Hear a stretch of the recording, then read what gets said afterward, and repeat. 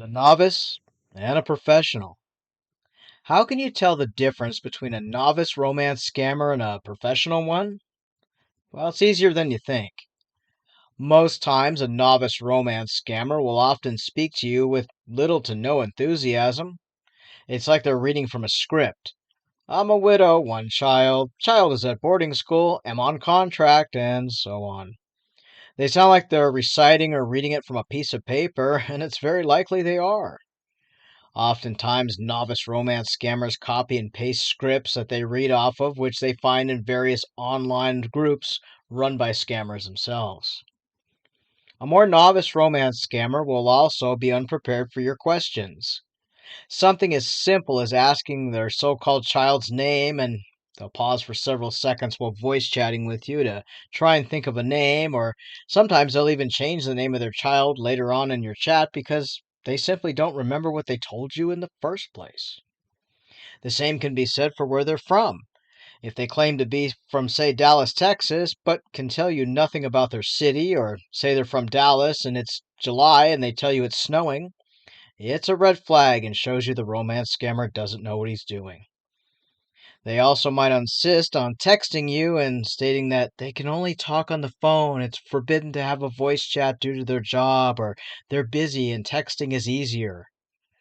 The reason behind this is texting gives them time to Google answers or take notes, and your questions will not put them on the spot on a voice chat. They can take the time to text you back, often saying they text a little slower than usual, when the reality is they're Googling the answer or they're trying to think of something. On the other side of this, though, you have professional romance scammers. These guys are more dangerous. They often are smooth and fast talking. They reveal a story to you before your eyes. In fact, they're great storytellers. They'll tell you where they're from and state little facts about their town and where they claim to be from. And this is because they do their homework. They will tell you their child's name and then tell you a quick little story about their child, and then often message you a photo of someone's child and claim it's their son or daughter while they're chatting to you on the phone. They have their story straight. They'll have the child's name already picked out, they'll have their own profession picked out, and a story ready to tell you, and of course, how their wife died or cheated, and then a very detailed story to go along with that.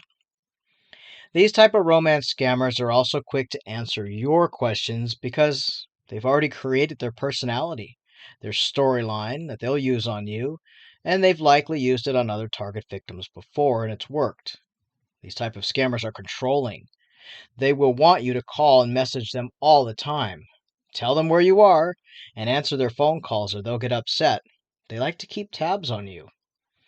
They will dedicate their time and invest time in you because they believe they'll get a big payout. They'll earn your trust and also listen to what you say. Take notes and they remember everything. Keep in mind, though, that no matter what a person says or does, no matter how quick they are to respond to your questions with accuracy and speed, if they ask for money or gift cards, just block them. Remember, romance scammers are like salesmen. Some are really good at their jobs and others not so much.